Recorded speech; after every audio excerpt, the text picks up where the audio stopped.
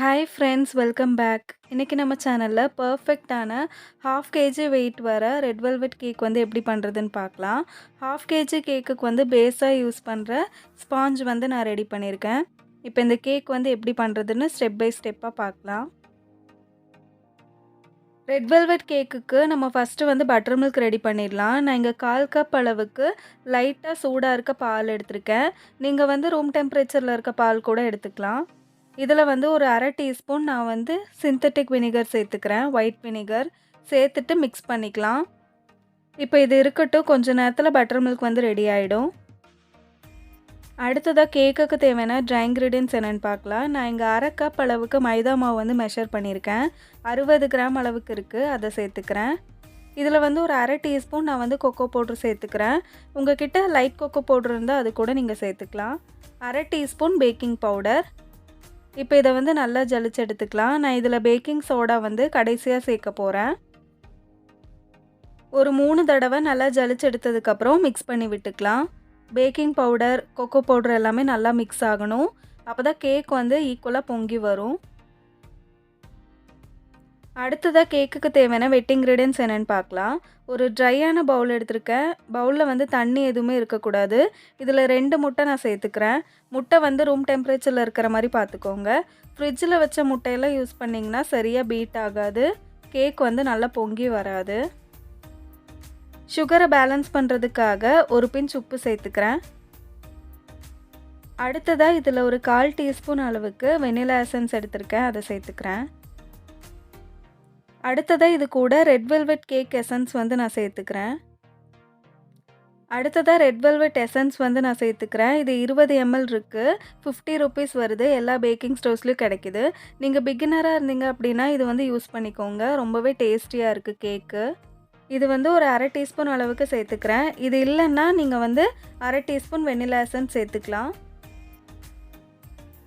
அடுத்ததாக நம்ம egg beat பண்ணுற விஸ்க் வந்து ட்ரையாக இருக்கணும். தண்ணி எதுவுமே இருக்கக்கூடாது.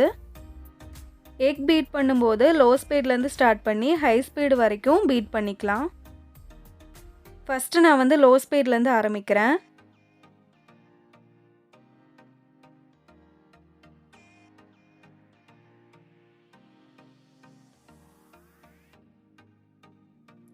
அப்படியே அடுத்த ஸ்பீடுக்கு வந்து கொண்டு போய்க்கலாம்.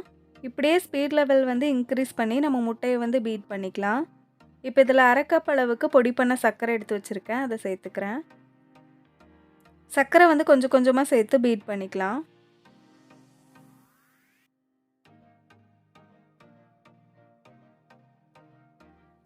நம்ம சேர்த்த சர்க்கரை வந்து நல்லா மெல்ட் ஆகி முட்டையோட கலரில் சேஞ்ச் ஆகி வரணும். 4லேருந்து 5 நிமிஷம் வரைக்கும் ஹை ஸ்பீடில் பீட் பண்ணிக்கலாம்.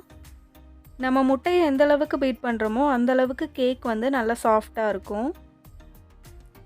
இப்போ பாருங்கள், முட்டையோட கலரில் சேஞ்ச் ஆகி பியூர் ஒயிட் கலரில் வந்திருக்கு.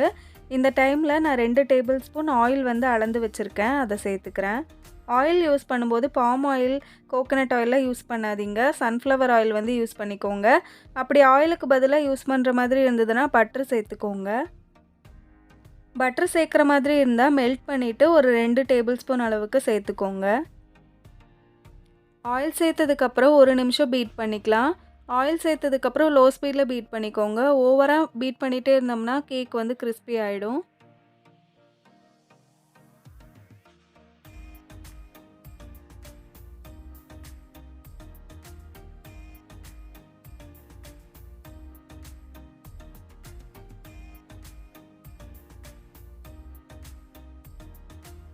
இப்போ நான் பீட்டர் ஆஃப் பண்ணிடுறேன். நம்ம எக் பேட்டர் வந்து ரெடி ஆகிடுச்சு. இப்போ பாருங்கள், நம்ம பால் வந்து பட்டர் மில்காக ரெடி ஆகிடுச்சு. இதில் நான் ஒரு 1/2 டீஸ்பூன் அளவுக்கு கலர்மிஸ்டோட ரெட் கலர் சேர்த்துக்கிறேன். நான் இங்கே லிக்விட் கலர் தான் யூஸ் பண்ணியிருக்கேன். உங்ககிட்ட சூப்பர் ரெட் கலர் இருந்தால் அது கூட யூஸ் பண்ணிக்கலாம். இப்போ இந்த பட்டர் மில்கை நம்ம ட்ரை இன்க்ரீடியன்ட் சேர்க்கும்போது சேர்க்க போகிறோம்.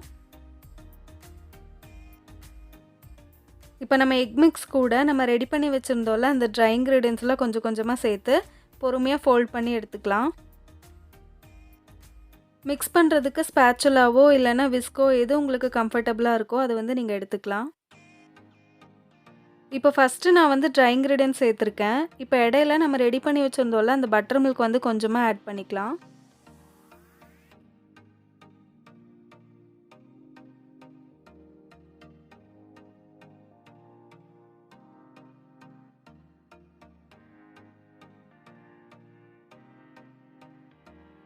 அடுத்ததா செகண்ட் பேட்ச் வந்து நான் ஃப்ளோர் மிக்ஸ் ஆட் பண்ணிக்கிறேன்.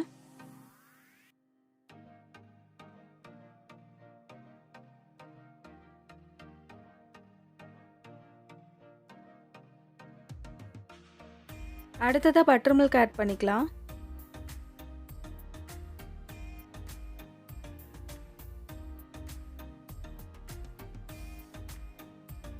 இப்போ கடைசியா நான் வந்து ஃப்ளோர் மிக்ஸ் ஆட் பண்ணிக்கிறேன். ஃபஸ்ட்டு நம்ம ஸ்டார்ட் பண்ணும்போது ஃப்ளோர் மிக்ஸில் தான் ஸ்டார்ட் பண்ணணும். எண்ட் பண்ணும்போதும் நம்ம வந்து ஃப்ளோர் மிக்ஸில் தான் முடிக்கணும். இப்போ பேட்டர் வந்து ரெடி ஆகிடுச்சு. கலர் பத்தாத மாதிரி இருக்குது. அதனால் இன்னும் கொஞ்சம் கூட கலர் வந்து நான் ஆட் பண்ணிக்கிறேன். இப்போ லாஸ்ட்டு ஸ்டெப் வந்து நான் என்ன பண்ண போகிறேன்னா, ஒரு 1/2 டீஸ்பூன் அளவுக்கு நான் வினிகர் எடுத்திருக்கேன். இது கூட நான் ஒரு 1/4 டீஸ்பூன் பேக்கிங் சோடா இது 2யும் சேர்த்து உடனடியாக நம்ம வந்து அந்த பேட்டர் கூட மிக்ஸ் பண்ண போகிறோம். வினிகரும் பேக்கிங் சோடாவும் சேர்க்கும்போது நுரைச்சி வரும். அப்படியே நம்ம வந்து பேட்டரில் ஊற்றி உடனே நம்ம மிக்ஸ் பண்ணி பேக் பண்ணி எடுத்துடணும். இந்த மாதிரி பண்ணும்போது கேக்குக்கு வந்து ஒரு நல்ல டெக்ஸ்சர் கிடைக்கும். அதே மாதிரி கேக் இன்னும் கொஞ்சம் சாஃப்டாக இருக்கிற மாதிரி எனக்கு தோணியிருக்கு. நான் இங்கே 6 இன்ச் கேக் டின்னில் பட்டர் பேப்பர் போட்டு கிரீஸ் பண்ணியிருக்கேன். அதுக்குள்ளே ஊற்றி நம்ம பேக் பண்ணி எடுத்துடலாம். ஒரு பாத்திரத்தை 10 நிமிஷம் ப்ரீஹீட் பண்ணி வச்சுருக்கேன். அதுக்குள்ளே இறக்கி வச்சு 30லேருந்து 35 நிமிஷம் வரைக்கும் லோ ஃப்ளேமில் பேக் பண்ணி எடுத்துடலாம். நீங்கள் ஓவனில் பேக் பண்ணுற மாதிரி இருந்தால் 180 டிகிரி செல்சியஸில் 10 நிமிஷம் ப்ரீஹீட் பண்ணிக்கோங்க. 30லேருந்து 35 நிமிஷம் வரைக்கும் பேக் பண்ணி எடுத்துக்கோங்க. இப்போ ஒரு 35 நிமிஷத்துக்கு அப்புறம் கேக் வந்து சூப்பராக பேக் ஆகிருக்கு. நான் ஒரு டூத் பிக் வச்சு குத்தி பார்க்குறேன். ஒட்டாமல் வந்துச்சுன்னா நம்ம கேக் வந்து சூப்பராக பேக் ஆகிருக்குன்னு அர்த்தம். கேக் பேக்காகி வந்த உடனே நம்ம கேக் டின்லேருந்து கேக்கை வெளியே எடுத்துடணும். அப்படி கேக் டின்லேயே வச்சுட்டு இருந்திங்கன்னா கேக் வந்து ஹைட் கம்மியாகிடும், சைட்ஸ் எல்லாமே கிறிஸ்பி ஆகிடும். இப்போ பாருங்கள், கேக்கோட மேலே வந்து ஒட்டாமல் வந்திருக்கு. நம்ம வெட் இன்க்ரீடியன்ட் சேர்க்கும்போது சரியாக மிக்ஸ் ஆகலைனாலும் அதிகமாக சேர்த்துட்டாலும் மேலே வந்து ஒட்டும். இந்த கேக்கை நம்ம ஐசிங் பண்ணோம்னா கரெக்டாக வந்து நமக்கு 1/2 kg கேக் கிடைக்கும். அவ்வளோதான் ஃப்ரெண்ட்ஸ், நம்மளோட சூப்பரான ரெட் வெல்வெட் ஸ்பஞ்ச் கேக் வந்து ரெடி ஆகிடுச்சு. இந்த வீடியோ பிகினர்ஸ் எல்லாத்துக்குமே கொஞ்சமாவது யூஸ்ஃபுல்லாக இருந்திருக்கும்னு நினைக்கிறேன். நம்ம சேனலை இன்னும் சப்ஸ்கிரைப் பண்ணாமல் பார்த்துட்ருக்கீங்கன்னா மறக்காமல் சப்ஸ்கிரைப் பண்ணிக்கோங்க.